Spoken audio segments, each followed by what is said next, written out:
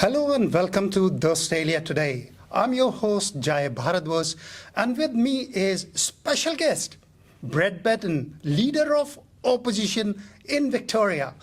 Brett, welcome to The Australia Today. Thank you very much, Jai. Great to be here with you. When we see leaders of opposition or ministers or something, there is a different kind of a image in us.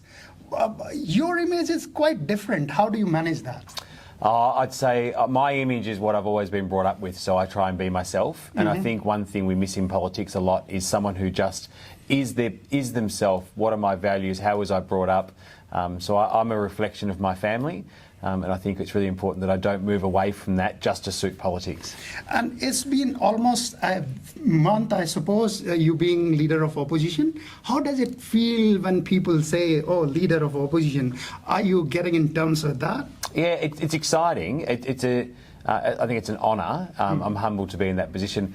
It depends where I am too. So when I'm over in Werribee with our campaign in Werribee at the moment and people come up and say it, I don't really know them, of course. So it's actually quite nice. They come up and they know your face. But in my own electorate, it's fantastic because I've known these people for a long time. So they're very proud of the fact that out in our growth suburbs of Victoria for the first time, we've got someone who's potentially going to be the Premier. We haven't had that in areas out in the north or the west or out in the southeast where someone in those new areas has an opportunity to become Premier. So people are excited.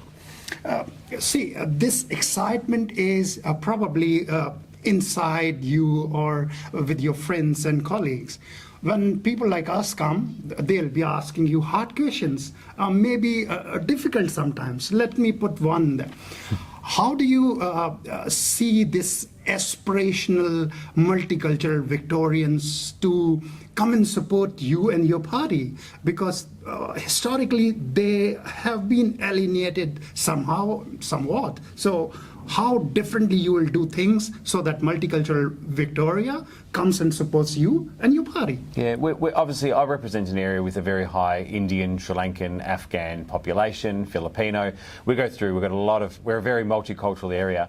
And I actually find it sometimes somewhat surprising when I speak to people who don't support the Liberal Party. And the reason I say it is we actually share a lot of values. I meet a lot of parents from the Indian community who work 2 and 3 jobs to get their kids through school because they're aspirational. They want their best for their children.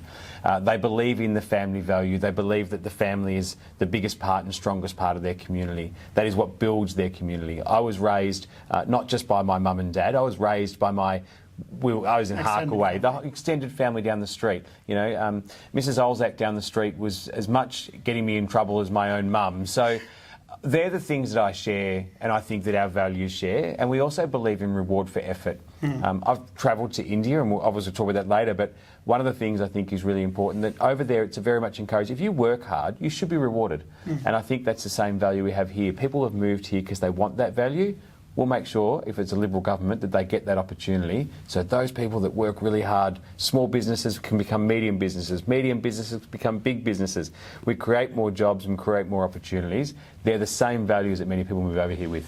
I'm sure you would love to talk about Perrin and Werribee, but these two places have a very large population of multicultural Australians, and if I can say Indian Australians especially. But when we look around in Liberal Party, I don't see anyone who looks like me. So when is that going to change?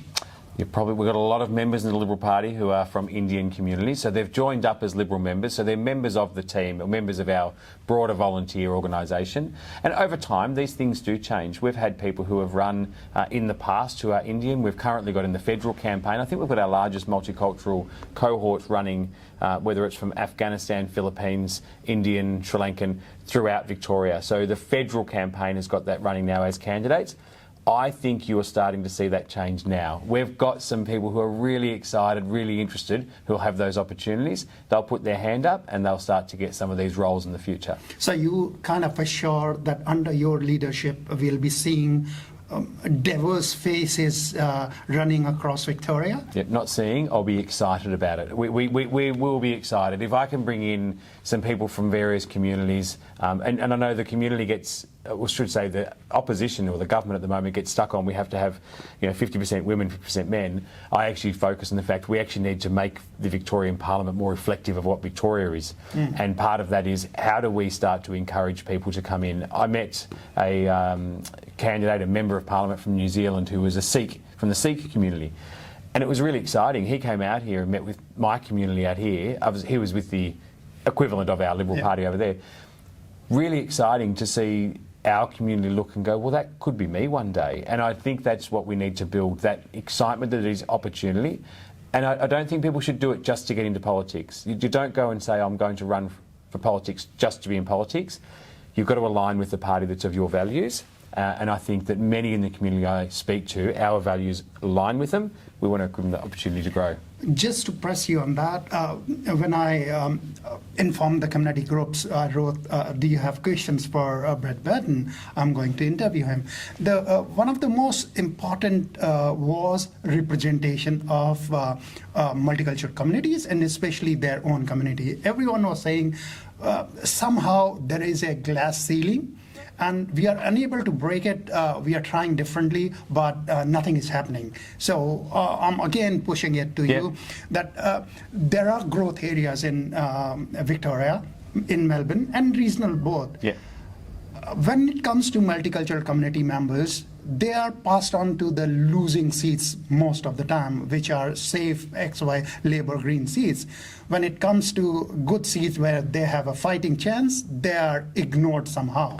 Our safest seat in Victoria would be the upper house seats that are #1 position, and our #1 position in South East is a Sri Lankan Anne-Marie Hermans, who's got a Sri Lankan background. So I don't believe that it's the case they always get pushed to the losing seats. The reality is in the Liberal Party over the last 3 elections, we haven't had a lot of winning seats. So we've been in a difficult position and we are now in the position to climb out of that. And you're planning to change that? We are planning to do that. So when people are looking, putting their hand up, I have 17 seats I need to win as a minimum. I'll be targeting a lot more than that. We need candidates in all of those seats to represent different parts of our community, to ensure that in our parliament we are reflective of what the community is. We also have to understand in the upper house there's some great opportunities. Not everything happens in the lower house here in Victoria. We're lucky to have an upper house. We've got some opportunities where we can bring some people in. I know there's a few out there, and I don't want to go through their names and put them out there for their pre-selection. It'll cause more issues for them than it's worth. But I will say there's some that are very keen on putting their hand up in some of these roles, and I'll be encouraging them to. Wow. And okay, I'll come back to this again, but let's talk about the building behind you, the Parliament House. There are, since it's been almost a month, the Premier and the ministers are making different allegations, if I could call them, statements through their statements that Brett Battin is XYZ. He is not sympathetic to multicultural Australians. They raised a question which you were protesting for Berwick Lakes also. They even called if not racist, but he's leading a racist rally, it was said to us. So how do you respond to all those allegations, and do you think you could have done differently? I, first of all, will be judged by my actions, not by what a Premier who's failing in Victoria makes decisions on. So I will note when you say that, none of them have said it outside of Parliament. So they're all saying why they've got parliamentary privilege because they know what they're saying is wrong. So I think that's probably really important to put out there. And when we talk about Berwick Springs Lakes, and I know with Guru Nanak, I've had a great relationship with the Sikh community, and I continue to. The issues we had was, where was the consultation? If we came in and named someone's street and changed it, and the street wasn't asked about it, no matter what that name would be, people would be, hold on, why are you doing this?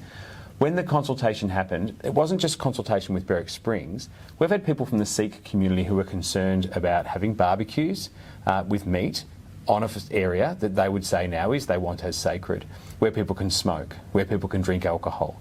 So why didn't we consult with the Sikh community about renaming the lake? Why was it just with some parts of the Sikh community that suited the political perspective at the time? So to say I'm racist from it would be factually incorrect. I have an amazing relationship with all of my communities down there. As I said, I've been across to the nations that mostly are represented in my community because I want to learn more about all of the different religions, all of the different backgrounds. What drives the communities that move here? What are the values that we all share? And I think we're finding more and more that there's so many values that I share with those communities. That's why I keep getting invited to their events. If I was racist, they wouldn't be inviting me anymore. Fair enough. A Premier was saying, I interviewed her, and she was saying that they did consult with the community, local community and the Sikh community. So I'm not sure So I've spoken to Melbourne Water, wasn't even consulted. They're the ones that own the water site there. We've gone and asked many of the community groups. There's not one person in that community was consulted. Every person has come forward. 6,000 people don't sign from one area to say we're consulted. If they were, they're not going to lie about it. The Premier openly says they consulted. What they consulted on was, we want to rename a lake. What they didn't consult on was what lake. And I think that's where the biggest issue comes. You can't just stand in here now, and I'm sorry to say to the Premier, but just lie to the community that you consulted. When Melbourne Water said they weren't consulted, Casey Council have come out saying they weren't consulted. The local community says they weren't consulted. And it appears there was one small group from within the Sikh community that was consulted, but yet other temples in the area weren't. So I think that's really important that we get it on record who was and wasn't. But at the end of the day, the name of the lake has now changed, but there's still a community that want to have their say on what happens to it in the future. Do you think when you come to power next year, you would be able to change the name back to the Berwick Lake and find Guru Nanak's place something else? I don't think we're going to make a decision on what happens with that lake. We have to go through consultation. But one thing I do say about the name Guru Nanak, and understanding the very rich history of Guru Nanak and how important he is in the community, I would have loved to have seen something like a library in education named after Guru Nanak. They could have named Guru Nanak Bridge, connecting communities. There's so many different things that would also not offend other people in the Sikh community, because then it was about education. And I think it's really important that when we're renaming areas, that you've got to have that process in place to ensure that it's not just a name that people can reflect in that community, but also a name that the community who we're naming them after or for have respect for what that position is. And a library, I think many in the Sikh community have said to me, Brad, if you named a library, I say, if you had named a new library out in the Casey area, I would proudly be there to cut the ribbon and celebrate. There is another issue within the communities that including the Berwick Lake's name changing, they announce funding for longer for Guru's thing. However, the communities allege that all the funding goes to the groups which have member of Labour Party or who openly support Labour government. Do you see this happening, or do you have a opinion on that? Yeah, and it is important. And as you know, the Sikh communities do so much, whether it's the bushfires, supporting our communities, supporting food all the time. When we do grants and applications, I think it's really important that governments take all politics out of it when it's around that, and it should be based on need. And I think the money should go to the areas that need it the most. This isn't just in the Sikh community, this is across all grants. And we see too often where 80% of funding that comes through grants programs happen to end up in Labor seats. And I can tell you, my electorate, very rarely do we get any. So I'm not a seat they're targeting. Therefore, my community misses out, and I think that's unfair. When we were in government, and I know it was a short period of time between 2010 and 2014, we built 2 schools for families with children with disabilities, neither of them in Liberal seats.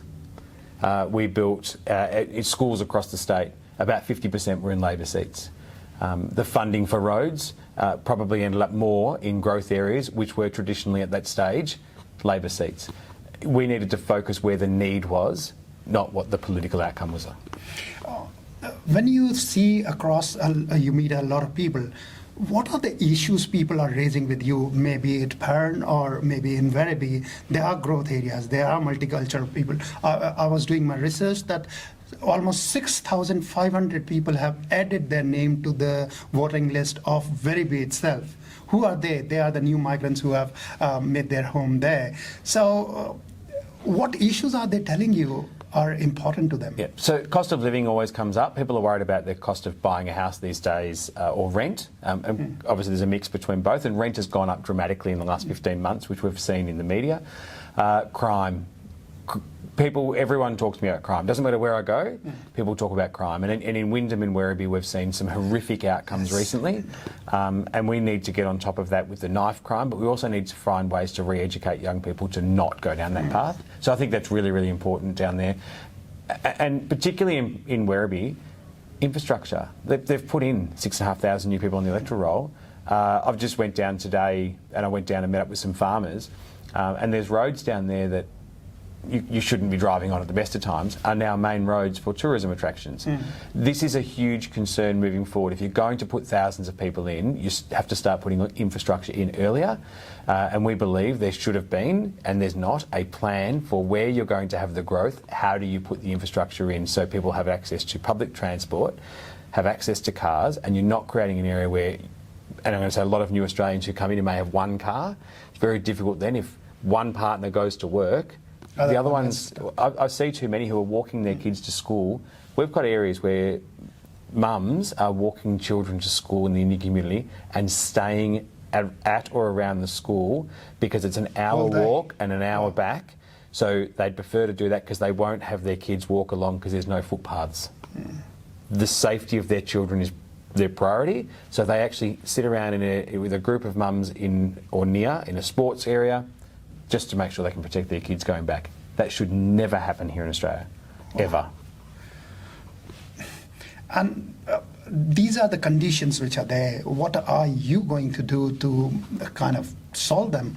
Another issue if you talk about northern and the western part of Melbourne, if you go across the Westgate Bridge, 70% of the students who pass from year 12, they come for uni, they have to cross the bridge. There is no university except for Victoria University, which is traditionally agriculture and TAFE University. Yep. And now these aspirational kids want to do much more modern things.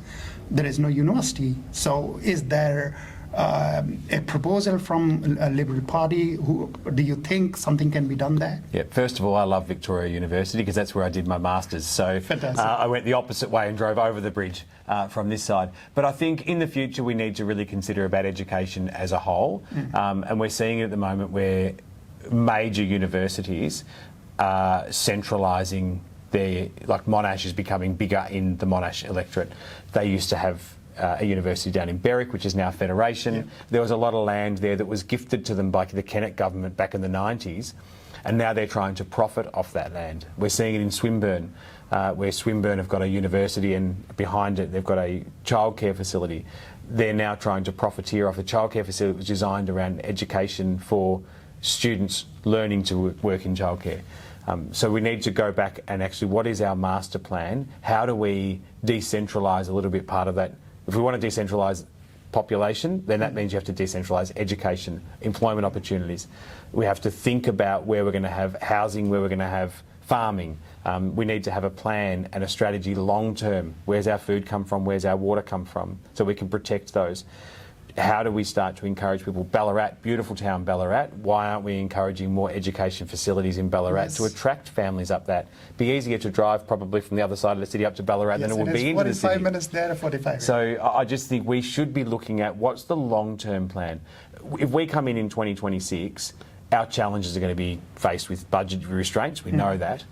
But we need to be then looking at how can we put a long-term plan in that not just we can deliver, but the private sector can deliver to create those opportunities, and whether it's education or employment, or even earlier with schooling for high school, and different pathways. We need tradies, but start creating some pathways for tradies. Don't make every kid go and do VCE. I didn't do VCE. Don't make every kid do VCE. It doesn't always suit them. Fantastic.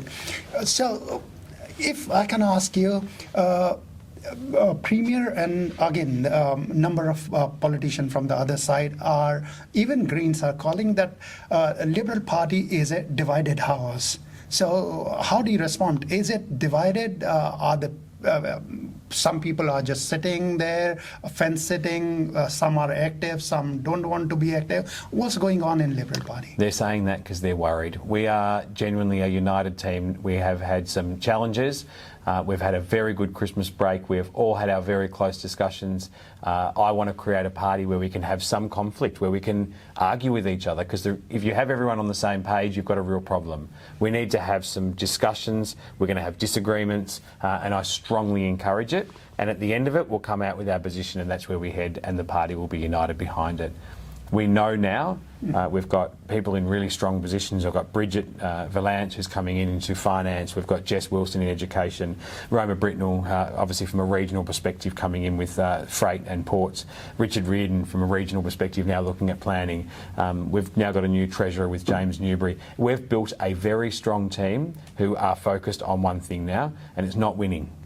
We're focusing on delivering good government for Victoria. If we can develop the policies, and we can develop that attitude that we can govern and we are an alternative government, then Victoria has a genuine choice. And now I want to bring the multicultural communities again into the forum. These are the faces. Now, how do you bring multicultural communities to participate with your team, or how is your team going to interact with them so that there is a confidence between both of them? Yeah, but we are already doing a lot of that work already. We've got a multicultural team, so within the party, not within the party room, we've got a multicultural team. Is it possible for you to explain how it works? Yeah. So our multicultural team has approached different leaders in different communities, and they meet up quite regularly, talking about how do we best understand issues coming from all different community groups throughout Victoria. And it's important we do understand those issues, and what values do we have that line up. After that group, so that group then has their meetings, then we, with Evan Mulholland as our Multicultural Shadow Minister, and I've also brought in assistant Shadow Ministers in regions, so there'll be 3 that'll be assisting him in those roles. Why? Because it is so... I get more invitations through this office for multicultural events, so it's really important that I can't go to all of them, but I don't want to turn around and say no. I want to make sure we're engaging with them. So our next level there is how do we engage with them? We've got to make sure we're at the events that people are interested in, that are active in the community, have tents with the Liberal flag on it, handing out our values so people can understand, and inviting people to join. As I said, in my area, if I said to you, I've got, and I won't know the numbers off the top of my head, 100 new members in my electorate, in the community, I would say 80 of them are from multicultural communities out of my 100. People are actively sorting us out now to join. I think they're seeing the impact of what happens with bad government, and they're starting to say, well, hold on, there is an opportunity for change. I think a lot of them have been convinced for a period of time that Labor was for the working man, which we've found out they're not. And they're starting to see the impact of that. They know that a party of opportunity, hope and growth is what they're looking for. And if I could ask personally, where do you stand? How do you define yourself? Are you a moderate? Who is Brett Battin? People want to know that. So I don't define myself as a moderate or conservative. I define myself as a father of 2 children. I'm a former police officer, and I'm fairly strict on what we need with crime. I'm a small business operator. I've had a business that's failed and a business that's succeeded. I've faced challenges that most people in the community have faced. I don't come from a political background. My dad still doesn't really think I should be in politics. So I think I come from what I'm going to say is a normal background. I wasn't a private school educated kid. I left school early. I re-educated myself to make sure I've done a graduate diploma in adolescent health and welfare. I've done a master's in business. I'm very proud of who I am. I'm very pleased that I continue to learn, and part of that learning is going into my multicultural communities because it is fairly new. Like Berwick, when I was in Berwick, when I originally started in Berwick, it was English, Dutch. Like we didn't have, when we had, I know it's going to sound, when we had our first... Is it very different Berwick right now? Hugely different. You know, so it's just amazingly different. The southern end of my electorate now, Indian and Sri Lankan, other, if you combine them, are number 1, whereas it used to be English, Dutch. That was it. So the change for us is massive. Now, 90% of my community accept that and they think it's fantastic and move forward, and there's always going to be some that don't. We expect that.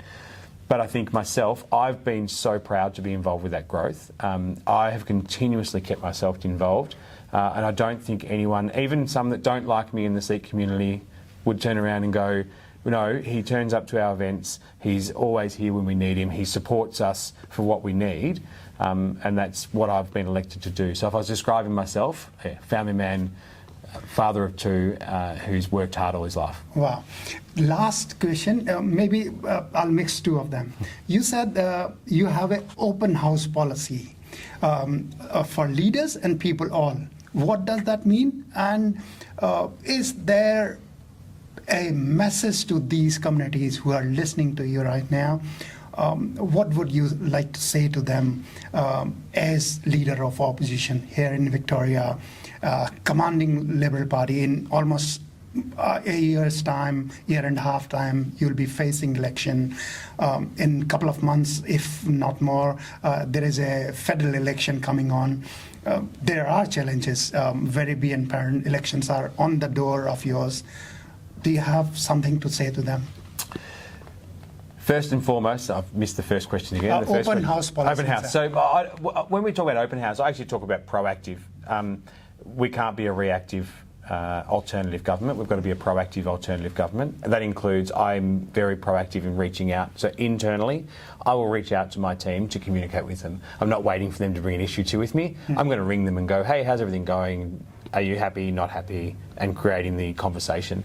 As far as the communities, multicultural communities across Victoria, I would say the Liberal values of what I've always believed in, of reward for effort, about supporting the most vulnerable in the community, about less government. Government shouldn't be in your lives. Governments have to step back a bit and let you, because you and I are going to have some different values. You and I are going to have different ways to raise our children. That's not up to me to dictate to you how I do it. And we need governments to get out of your life and let you do that. Education should be about education. Opportunities to work and grow your business should be about that. I say to the multicultural communities, if you want less government in your life, which is why you've moved here to Australia, if you want the opportunities to grow your businesses or work for someone all your life, that's fine. If you want an opportunity to have affordable and a rental property here in our state, or the opportunity to buy in the future, they are all the values of the Victorian Liberal Party and the Australian Liberal Party. We are very focused on less tax in the state, because you can't tax your way out of the debt we've got here. We are very focused on providing the services so you have the health care you need and the safety you need in our streets. I hear too often when people feel unsafe, and we've seen it in the Indian community for a period of time when they genuinely felt unsafe on the street, that it became a message back in India that Australia wasn't safe. If I had an opportunity to govern, the message going back to them was, you are welcome. While we are here, we will make you safe in the street, the same as we're seeing now with the Jewish community. I'm sick of the focus on putting walls around the schools and armed guards at the gates. What we should be doing is creating an environment, where a community, where you send your child to school and you know they're walking down the street safe. I'm sorry, but I have to ask this. You just mentioned, I forgot. Jews and Hindu communities, they have been suffering for at least 2 years. Their temples being attacked, their properties being vandalized. How do you see, has Victorian government failed them? Why are they being treated as second-class citizens of Victoria?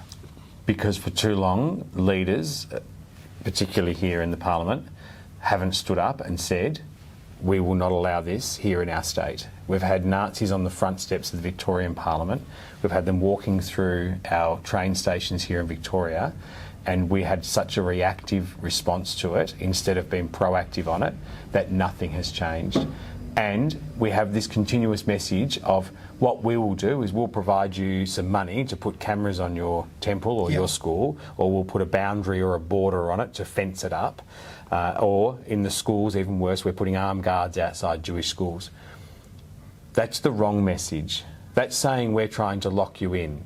We actually want you to be part of the community. You should be able to walk down the street safely. As I said, I can send my kids to school without any hassles at all. I just say to them, on your way, you can walk down. I've got no fear.